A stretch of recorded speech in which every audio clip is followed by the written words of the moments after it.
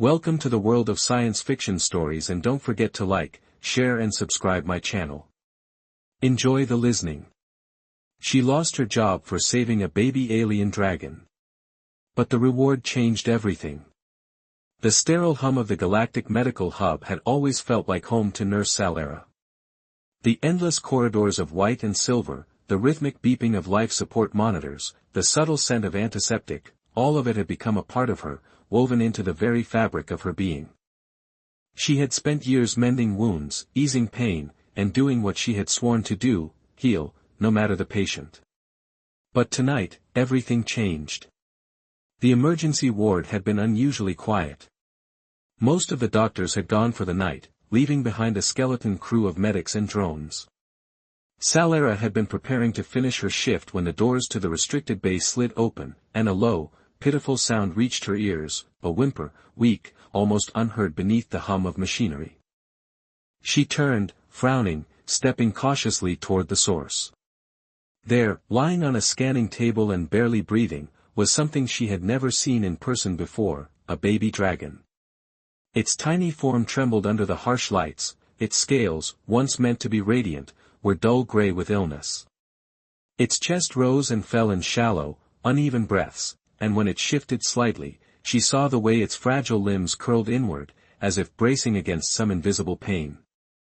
Salara's breath caught in her throat.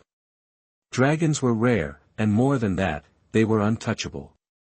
Galactic law was strict, no medical aid was to be given to undocumented, unregistered creatures, even species with intelligence, if not recognized by the Council, were left to their fate. She had seen doctors turn away the sick before, seen the cold, calculated way administrators spoke of policy, procedures, and rules that did not bend even for the dying. She had always followed orders, but as she looked down at the baby dragon, its small body racked with fever, she knew there was no choice to be made. It was suffering, and she could stop it without a second thought. She grabbed a scanner and ran it over the fragile body. The result sent a spike of urgency through her chest, a viral infection, spreading fast, already attacking its vital organs. If left untreated, it wouldn't last the night. No one had noticed her yet, no security alerts had sounded. Her hands moved on instinct. She reached for a nano-booster injection, carefully adjusting the dosage. Too much would overload its tiny system, too little wouldn't be enough.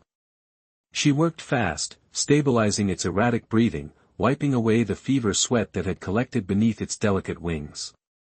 The baby stirred, its body responding to the treatment, and a tiny sound escaped its throat, a whimper of relief. That was when the door behind her hissed open. Salara's stomach dropped. Standing in the doorway was Chief Administrator Trick, his face a mask of controlled fury.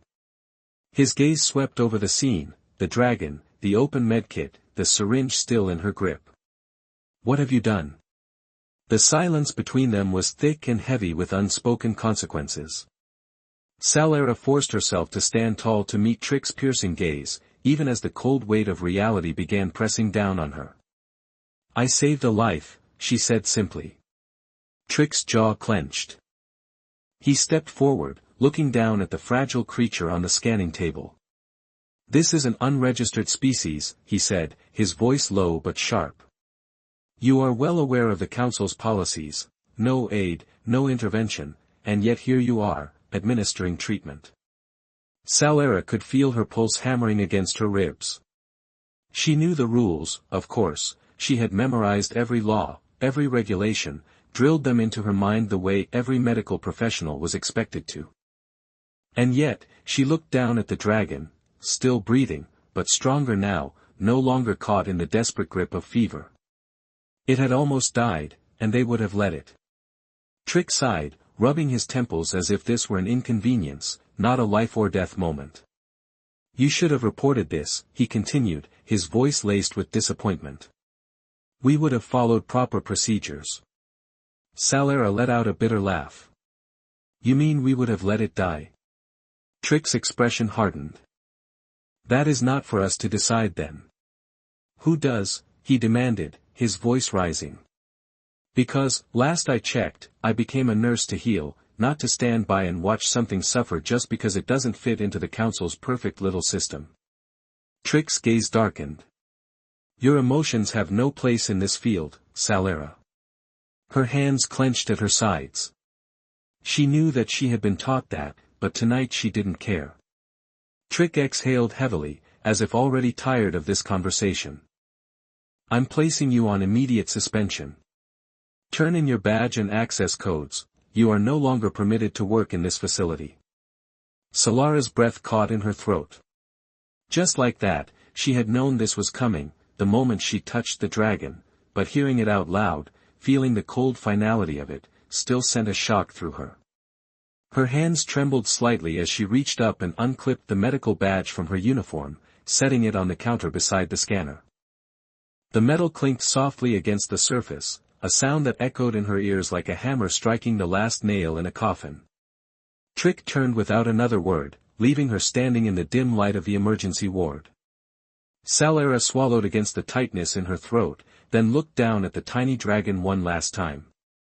Its eyes, now open and clear, stared up at her, a small, fragile paw lifted weakly as if reaching for her.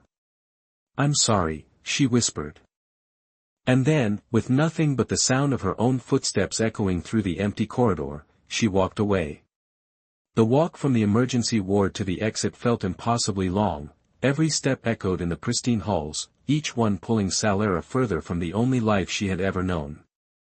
The Galactic Medical Hub had been her home since she was 20, her whole world contained within its walls of steel and glass.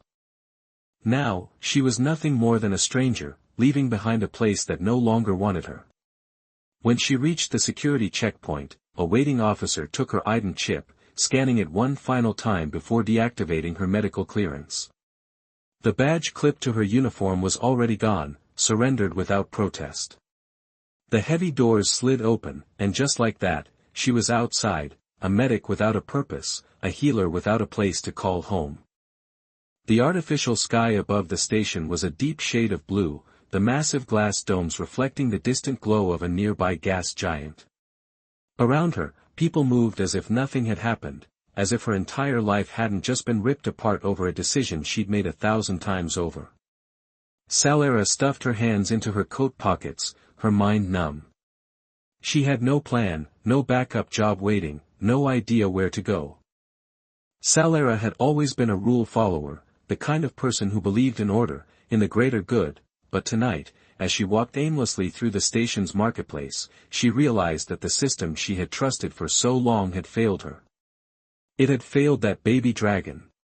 Her feet carried her toward the outer districts where the buildings were older and the streets were dimly lit. She had been here before, back when she was just a trainee sneaking out for late-night drinks with her friends, all of them full of dreams that now seemed so far away. She stopped outside a small diner and leaned against the railing. Inside, patrons laughed over plates of steaming food, their voices muffled by the glass. Her stomach twisted, not from hunger, but from the gnawing sense of loss clawing at her chest. The wind carried a faint hum through the air, and she closed her eyes, exhaling slowly.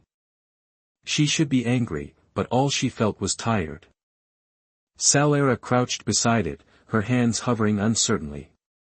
The dragon's tiny body trembled, its breath came in shaky, uneven bursts. It wasn't burning with fever anymore, but it was still weak, its limbs were curled inward, its tail barely twitching. You survived, she whispered. The dragon made a soft, pitiful noise, a sound of recognition. Her throat tightened. Somebody had taken it out of the hospital and dumped it here. Her fingers curled into fists. This wasn't just neglect, this was deliberate cruelty. Her mind raced through the possibilities. The hospital had likely disposed of it quietly, not wanting any records of what had happened. No doubt they assumed it wouldn't survive the night on its own, but it had, and now it was here, alone and suffering because of them. She exhaled sharply, shoving aside her frustration. Now wasn't the time for anger. Moving carefully, she reached forward toward the ward, letting her fingers hover near its head. Hey, she murmured. I'm here. The little dragon let out a tiny huff, its nostrils flaring weakly. It was too exhausted to move, but it didn't flinch away from her. Good enough. Salara shrugged off her coat and wrapped the dragon gently against her chest. It was small, too light, its body barely warm against hers, but it didn't fight her. She held it close, feeling its shallow breaths against her skin. This was it, this was the moment. She had no job, no home, no future, but as she looked down at the fragile creature in her arms, she knew one thing with absolute certainty: she wasn't leaving it behind. That night, Salara didn't sleep. She had managed to slip into a small, run-down inn on the outskirts of the district, paying for a room with what little credit she had left. It was nothing special: a single bed, a malfunctioning climate unit, and a window that barely sealed against the chill of the artificial night cycle, but it was safe for now. The baby dragon rested on a folded blanket beside her, its tiny body curled up tight, its breath still weak but steady. She had done what she could, wrapped it in warmth, cleaned its dull scales, and fed it what little nourishment she could find that wouldn't overwhelm its fragile system. And still, it slept, fitfully whimpering in its dreams. Salara sat cross-legged on the floor beside it, rubbing her tired eyes. She knew she couldn't stay there long. The hospital had made it clear that they wanted nothing to do with the creature. If they found out she had taken it, they might not come after her directly, but they would make sure she never worked anywhere in the system again. Not that she had a job to go back to. Her fingers traced the ridges along the baby dragon's spine absent-mindedly. It was so small, barely the length of her forearm. Real dragons were supposed to be imposing, powerful beings, but this one had been left to die in the cold. Her gut twisted at the thought. Her career was over, her life, as she knew it, was over. And yet, as she sat in that tiny room watching over a creature that shouldn't have survived, she felt something she hadn't felt in a long time: purpose. She had saved a life, nothing could take that away from her. A knock at the door shattered the quiet. Salara froze. No one knew she was there. She had paid in cash, given no name, and told no one where she was staying. The baby dragon stirred, letting out a soft whimper. The knock came again, slow, deliberate. Salara swallowed hard, grabbing the small blade she kept in her bag. It wasn't much, but it was something. Moving carefully, she approached the door and pressed her ear against it. Silence. Then a voice: "Open the door, Nursara." Her breath caught. It was smooth, commanding, and distinctly inhuman. Every instinct told her to run, but there was nowhere to go.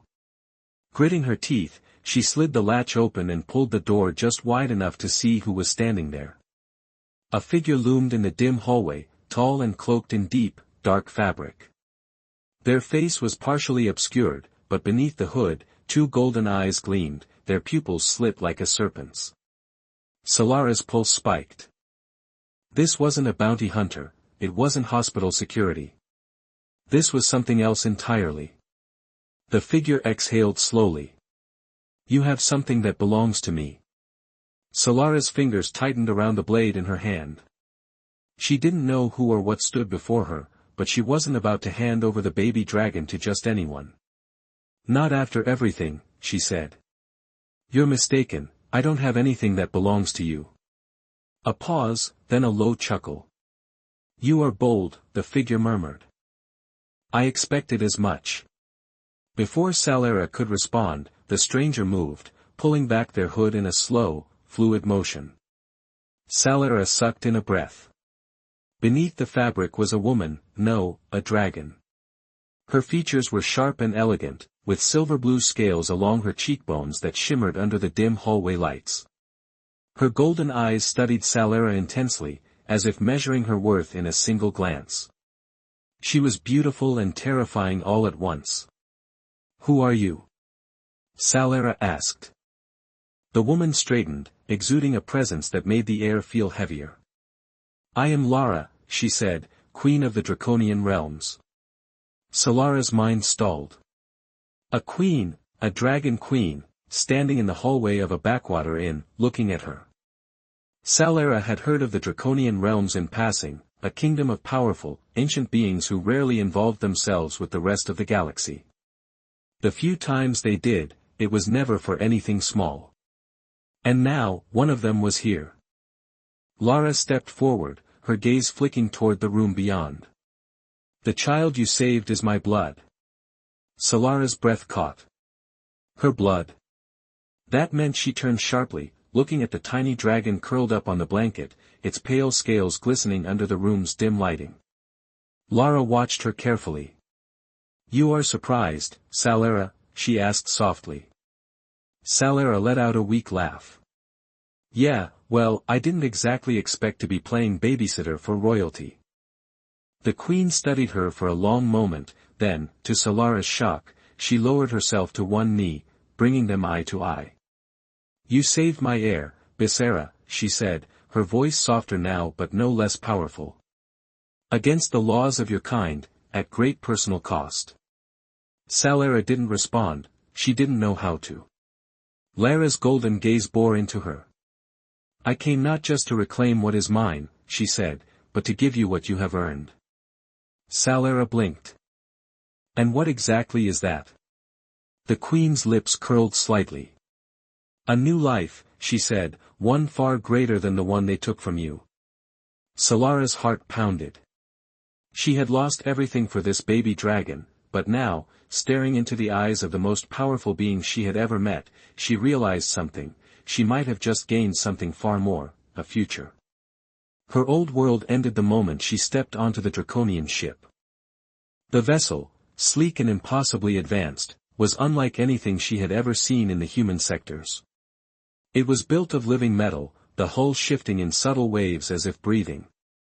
The corridors pulsed with a soft, golden glow, guiding them deeper into the heart of the ship, where the air itself felt charged with something ancient, something alive. Lysera led the way, moving with an effortless grace that seemed at odds with her sheer power. The baby dragon, her heir, nestled against Solara's chest, still too weak to move much, but its breathing was steady now, stronger than before. Salara barely noticed the hushed whispers of the draconian guards as they passed. They watched her closely, their expressions a mixture of awe and suspicion. She was an outsider, a human who had done the unthinkable, saved royal blood without hesitation, without expectation. The queen finally stopped before a massive set of ornate doors, their surfaces marked with intricate carvings of dragons in flight, locked in some celestial dance. With a single motion of her clawed hand, they parted soundlessly, revealing an expansive chamber bathed in the soft glow of twin moons.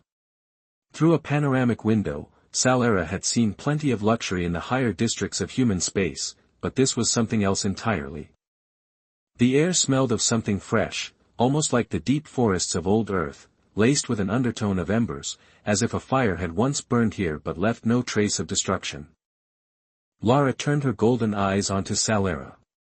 You have left your old life behind. Do you regret it?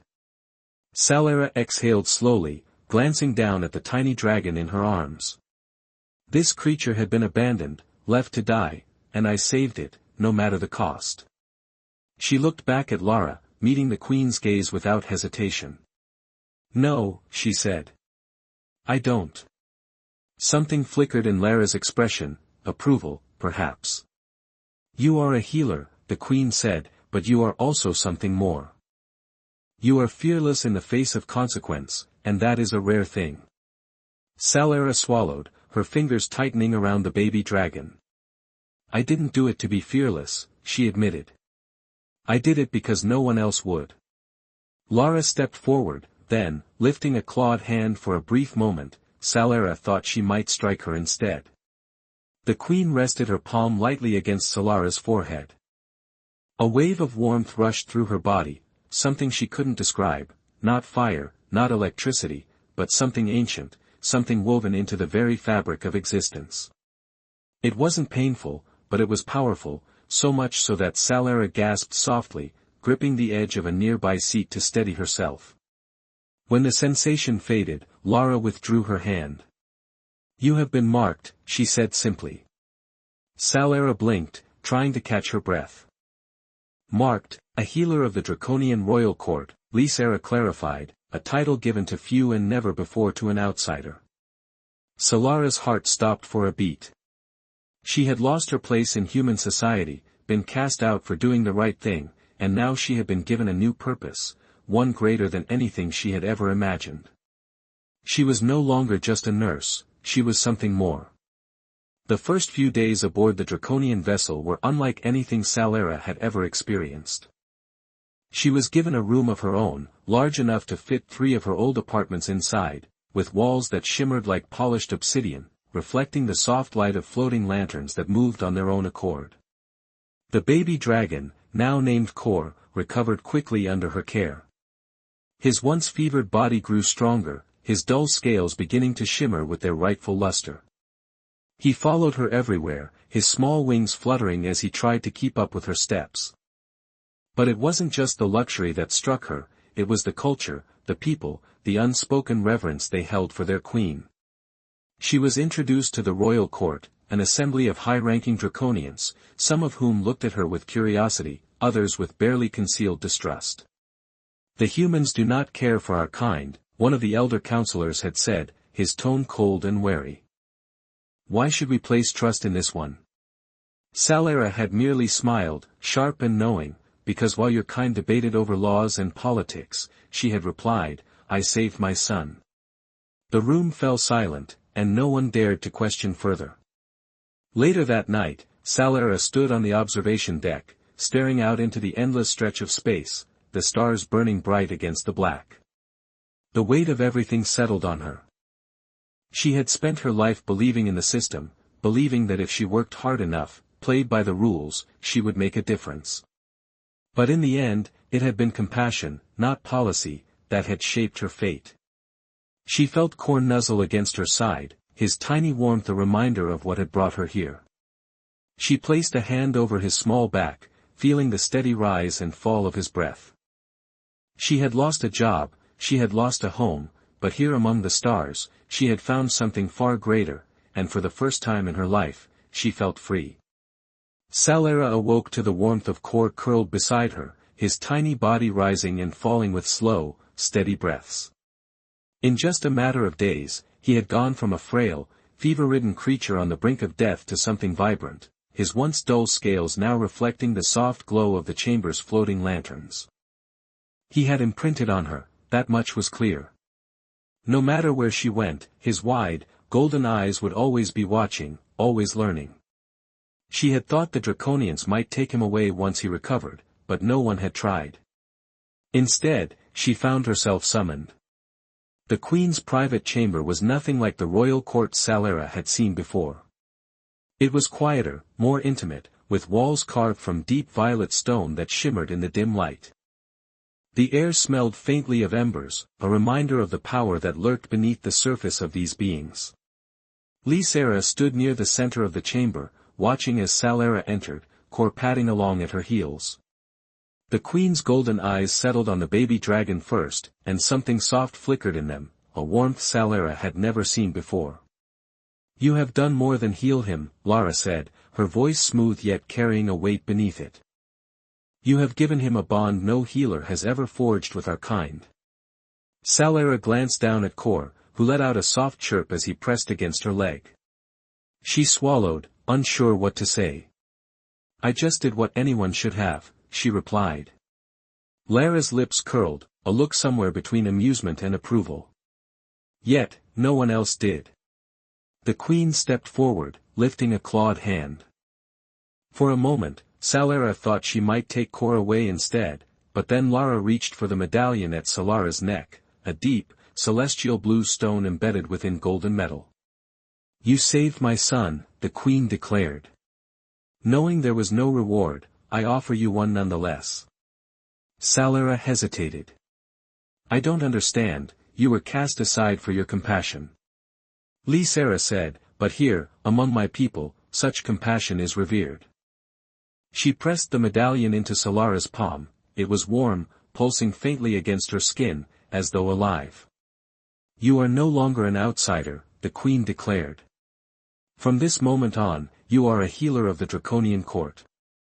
You will walk among us as one of our own." Solara's breath caught, the title alone was staggering. It wasn't just an honorary gesture, it meant she had a place here, a purpose, a home. She curled her fingers around the medallion, feeling its weight. "I don't know what to say," she admitted. Lara's golden eyes gleamed, then she said nothing further, simply accepting what Solara had earned. Taylor nudged at Solara's hand as if urging her to take it. She smiled, exhaling softly. She had been exiled from her own people, but here among the stars, she had been given something greater than she had ever imagined. She was no longer lost. The first time Solara stepped onto Dracona Prime, it took her breath away. The planet was unlike anything she had ever seen, mountains that pierced the clouds, rivers that glowed like molten silver, entire cities built within the spires of towering crystal formations. The air was warmer here, charged with something ancient, something alive. Kor rode on her shoulder, his wings fluttering lightly as he chirped in excitement. He had grown stronger, his once weak frame now sturdy, his eyes bright with intelligence. She had spent her entire life believing she would serve in sterile, white-walled hospitals, following human regulations and working under strict laws, and yet here she was, stepping onto the home world of the most powerful beings in the galaxy, not as a visitor, but as one of them. Lara led the way, her presence commanding yet calm, as they walked through the massive gates of the Healer Temple. Solara felt dozens of eyes on her, some curious, others resentful, as if the humans had abandoned her. She heard one whisper, "And yet you still choose to heal another," and she murmured, "Let them talk. I have spent years proving myself, and I will do it again." Inside the temple, the air was hushed and reverent. The walls were adorned with the history of draconian healers, stories of those who had mended wounds, saved lives, and changed the course of history itself. Lara gestured toward the center of the chamber where a pool of glowing water rippled softly, pure energy swirling within. "This is where your journey begins," the Queen said, "a sacred oath binding your life to our peoples." Solara hesitated only for a second, then stepped forward. The moment her fingertips touched the water, a surge of warmth flooded through her, as if the planet itself was acknowledging her, welcoming her. The whispers behind her stilled, and when she turned, she saw the Draconians watching her differently now, not as an outsider, but as one of their own. Lara nodded, satisfaction in her gaze. "Welcome home, Solara."